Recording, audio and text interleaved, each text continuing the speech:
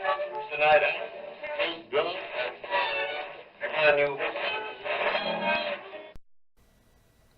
Hey there, YouTube.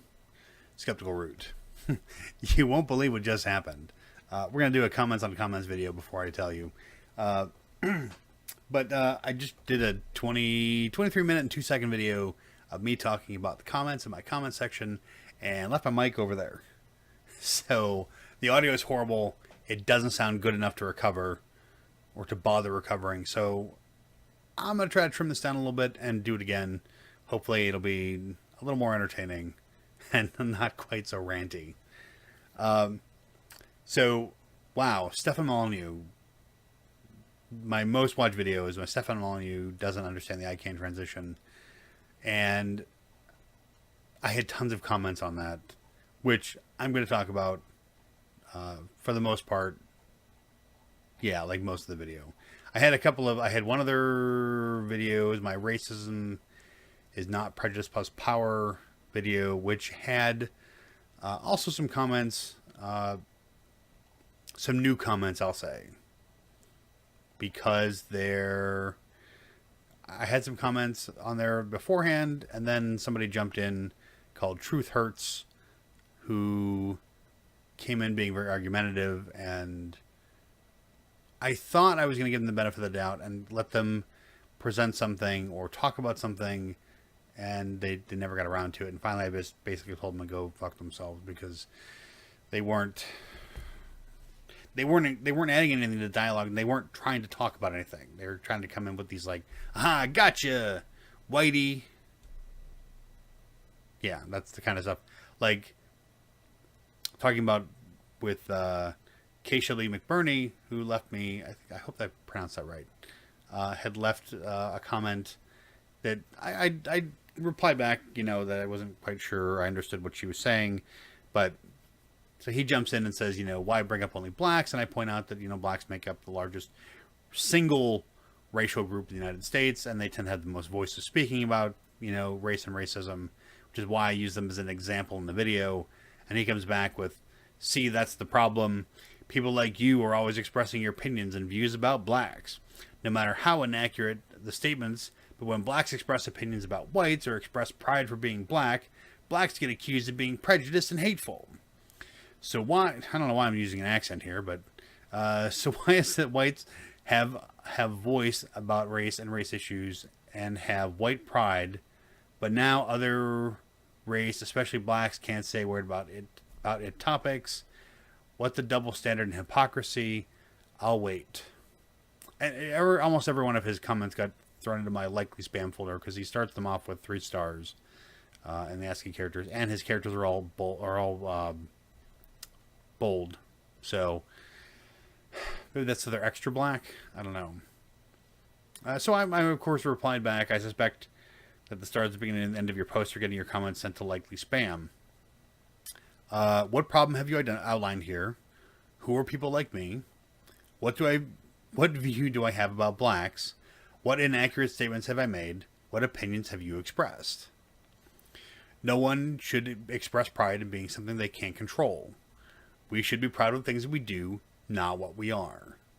I've not accused anyone of being hateful or prejudiced. I've never said black people can't have a voice about race or race issues, or in any way implied that they shouldn't. I don't know who you think you're arguing with here, but it sure doesn't sound like me. You seem to be saying things that are tangential to what either my comments or my video are about, not actually listening to or reading what is being said. Keisha Lee McBurney popped in with Latinos are the largest racial minority at 17%. True, but not really true, because Latinos and Hispanics combined are the largest racial / ethnic group. However, they divide them out in Hispanics, like Latinos include all Hispanics, but Latinos also include people of Portuguese descent, and it's not really about necessarily the single racial group of Latinos and Hispanics, because there are black Hispanics and white Hispanics and brown Hispanics, and it all depends on what portion of racial mix you get from those countries. Hispanic and Latino tend to be broken down sub broken down, I suppose, by racial groups inside of those ethnic groups.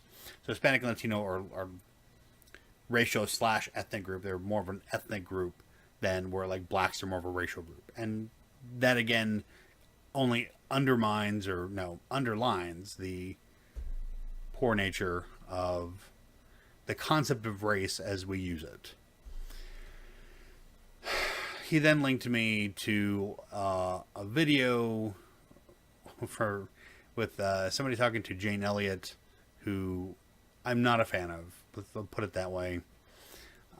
She's the blue-eyed, brown-eyed woman. She used to be a teacher, elementary school teacher, and in the 60s or 70s, she decided that she would use her third grade class in a social experiment and tell them that all the kids with the blue eyes were special and all the kids with the brown eyes were not special. And let this go on for several weeks before she finally told them, hey, this is all just an experiment, which really pretty shitty.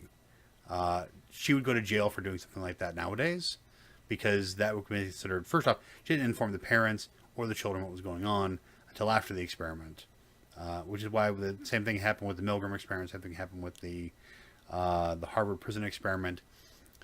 You can't do this kind of stuff with human beings. It fucks with them. And she literally was messing with the minds of third graders. But she's running her entire career off of this experiment and this whole idea of, and she puts it as, she broadly frames it as in-group, out-group bias. But specifically she's talking about racial changes, racial demographics, and race, gender, all these isms that you can think of to apply to what she really is trying to get at, which is white people are the devil. And that's from all the stuff that I've read on her. And when you read the subtext of it, she's anti-white, anti-colonialism. I would even go so far as to say she's probably anti-enlightenment philosophy, and that the only good people out there are the people that are not like her, I suppose. I believe she has a website, janeelliott.com. I could be wrong about the .com. It could be .net or .org. But she makes her career off of this brown-eyed, blue-eyed experiment thing. She wrote a book about it, and 15 years later, she wrote a follow-up book, going back and talking to these same kids that she had messed up with, in her third grade class. And they all, oh yeah, we're all part of this famous experiment. So, oh yeah, this really changed my life. Well, you know what? Psychological torture will do that, I suppose. Be that as it may. It didn't really talk at all about racism being prejudice plus power, or give any support to that idea. So I basically said, what does this have to do with anything? Why aren't you asking the questions that I asked you already about your original comment? And I mentioned that the audio I said, what was the purpose of the video? It had terrible audio, and I couldn't make out most of what she said after the first few minutes. I couldn't make out most of what she said after the first few minutes of what Jane said. Yeah, I should have fixed that. Be that as it may, her opinions aren't relevant, rational, or objective. Read the rest of the comment if you want to. His response was, oh really? You couldn't see the video? Right. Well, try again, then explain why the double standards. I'll wait. And I responded back to him. I never said I couldn't see it. I said the audio was terrible. I've given you plenty of opportunities to explain yourself, and you refuse. If you aren't interested in conversation, I'm not going to engage you here. If you have I've asked you specifically to clarify what you're talking about, and you seem to be too bent on your own ideological narrative to read. If you haven't explained what you're talking about at any point, I'm done entertaining your deliberate evasions. We are done here. That was the last comment he made. Apparently he had blocked Keisha Lee McBurney because she's like, you must have blocked me because you look like you're talking to yourself, and I got a chuckle out of that. But I want to say that other than all the rest of my comments were on my Stefan Molyneux's video, and boy, holy crap, Jerry Tliss, Tlis. If you see him show up on your site to comment on something, he obviously did a search for Stefan Molyneux, because he strikes me as a Stefan Molyneux follower. Only he's an idiot. This was on my Stefan Molyneux doesn't understand the ICANN transition, and he kind of lost his mind. He left one comment, which I responded to, and then he left me, let's see, 2 replies before I replied again with 2 replies to his 2 replies. And then he left me 3 replies, to which I tried to condense into 2 replies. He then left me 1, 2, 3, 4, 5, 4 replies, which I tried to condense. Or I responded to 4 replies. Then he left me another one, and then I had another one, and then 2 more, and then my reply, and then 1, 2, 3, 4 replies before I replied once, and then 1, 2, 3, 4, 5, 6, 7, 8, 9, 10, 11, 12, 13, 14, 15, 16, 17 replies before I tried to reply again, which I start off with, "Holy shit, dude. Can't you type this all in one comment?" He then replied 1, 2, 3, 4 more times before I replied. And then another time before another guy jumped in, who me and Dominic Barr actually had a little conversation here. Jerry continued to try to talk to me, even though I told him I'm done with him. And him and Dominic had a brief back and forth, basically agreeing with each other, but not necessarily directly agreeing with each other. Jerry's a nut job. He doesn't read. He is a paranoid, delusional, conspiracy nut, right-wing conspiracy nut. It's not, white man stealing the world. It is the UN is going to bring us all down and curb our free speech and lock us up in jails for saying the wrong things. And none of this has anything to do with the ICANN transition. I tried to explain that to him. So in case, here's the brief synopsis of the ICANN transition, in case Jerry watches this, okay? ICANN is a private organization that was initially started under the auspice of the U.S. government in 1998 to handle DNS functions. They have had oversight from the Department of Commerce since 1998. The Department of Commerce didn't want the function, which is why they were tasked with transitioning this to the private sector where the internet lives. Okay, the internet started off at universities under a contract from DARPA, the Defense, I don't remember what it all stands for anymore, but under DARPA, to link universities that were doing DARPA projects together for them to better trade information. When DARPA kind of got things going and there was a significant number of universities on there, they stepped away. And there was one guy who was originally involved in the project who used to manually enter DNS entries into the system that they had. .mil and .gov, owned by the U.S. government. Everything else was handled by this one guy, and I can't remember his name. It was something like Jerry Talbot or something like that. Somebody wants to comment and tell me that I'm wrong. That's cool. But in 1988, or sometime in the 80s, he was like, I don't want to do this anymore. I'm old, I want to retire or whatever. So he passed it back to the U.S. government and said, hey, you take the football until you can find a receiver. In 1988, they passed it off to the first private organization. They had it for 10 years. Then they decided that they were out of it, or they couldn't get big enough fast enough because of the growth of the internet. So in 1998, as it really started to take off, the government stepped in and said, okay, we're going to make this organization. No. We're going to sponsor this organization called ICANN to handle it. It's the Internet Corporation for Assigning Names and Numbers. They made a private organization, not part of the government. Okay. In 2014, Commerce said, why are we bothering with this anymore? We've been trying to get rid of this thing for years. They're doing fine on their own.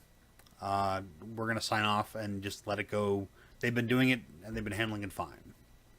So the transition of ICANN was basically they were a nonprofit 501c3 under California law, pursuant to IRS regulations, and now they're an international nonprofit instead of a California one. They're still in Los Angeles. They're not moving. The board president is now a different person, but the other 14 members of the board are staying the same, with their normal tenures and times that they're in their positions. Nobody, I believe, is coming up for renewal until next year other than the board president. April 2017, might be 2 seats that are up. At normal election cycles, 2017, 2018, a lot of people get reelected to their positions. It's still run by there's still the advisory committee of the 111 countries that have been advising them in their current forms since 2002, although not all members have been there since 2002. But they're basically telecom people from different countries, different organizations. The European Union has a representative, for example, which represents most of the EU. Africa has one that represents most of the African.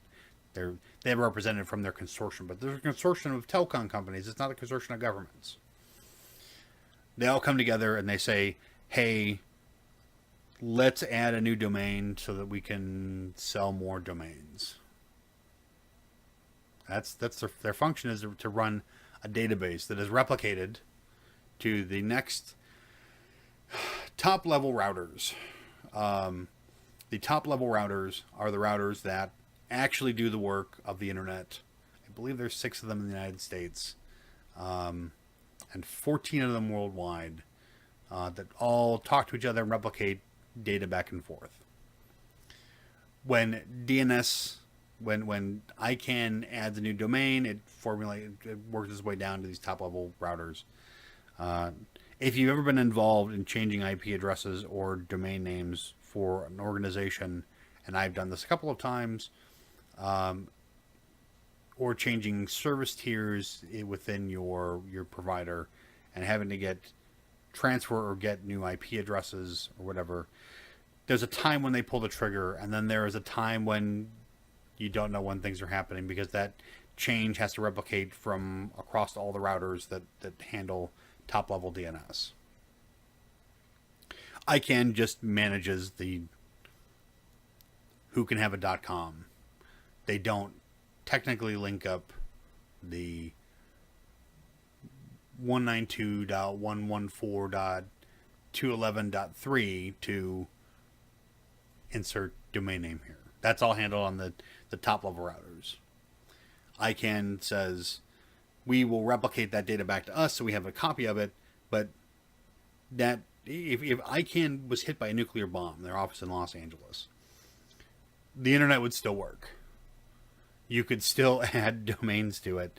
You wouldn't have a central authority who controls all that stuff, but DNS is a terrible way to try to manage the internet anyway. Even if you shut off Facebook.com, anybody who knows the IP address can just put in the IP address and still get to Facebook.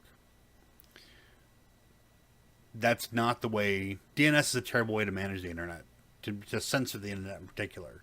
So even if everything that Jerry said is true, and it's really some UN conspiracy to silence people who disagree with the far left progressive narrative, ICANN's not the place where you need to go. AT&T would be the place to go. Level 3 would be the place to go. Telefónica del Peru would be the place to go. You'd want to manage it in like North Korea does. North Korea controls all the top level routers. They are the telecommunications company in that country, and that's North Korea manages their 26 sites on their internet. Routing doesn't get out unless you know how. So, sorry. It doesn't work that way. If you want to go read through all of Jerry's comments, he didn't like the fact that I said that he was spouting conspiracy ideas. But that's what Stefan's doing. That's what Jerry is coming back super hard on. Hey, this is not a conspiracy. The UN is going to take over and it's going to ruin everything. They're going to silence the internet and make us all shut up. And I don't know. I honestly don't know. I mean, I'm not going to go back and at this point. Oh, he did have to throw in, 9/11 and George Soros and I'm trying to think of all the other things that he threw in here. The migration problem. It's not a conspiracy. It's all true. And I don't know what I'm talking about, and he does. And he's going to point out to. He tried to point me to international law, telling me that the U.S. is the last free nation, and somehow, the UN has sponsored anti-blasphemy laws, which isn't true. They actually defeated anti-blasphemy laws, although UN members have supported them. Go read it, okay? If you want to have a good time, look at his links. Look at the links that I provide him in response to or as sources for why I think he's crazy. Even his links don't show what he thinks they mean. A couple other comments on there. People who liked it. Some people who, were more. Well, I should say we're less cautious than Jerry, but still cautious of this transition. And I tried to explain to them that this isn't about, DNS is not the way to do this. Even if every company on the internet decided that they were going to censor the internet, that doesn't necessarily mean that ICANN would have any part of that. So, I guess that's it. Oh, well, one guy, Kevin Stearns, was trying to say that I was insulting and no information on the Stefan Molyneux video. And you go back and watch the Stefan Molyneux video. It's all information. He timestamps, because I asked him for timestamps of where I was being insulting, and I replied to all of his comments, so that's there too. That's it. This is getting way too long. Again, I tried to make it shorter, but it didn't happen. But at least the audio should be decent this time, because the mic is here and not over here, where it was before. So that's it. Like, comment, share, subscribe. Watch more of my stuff. I don't have anything else to say. So, tell your friends about me.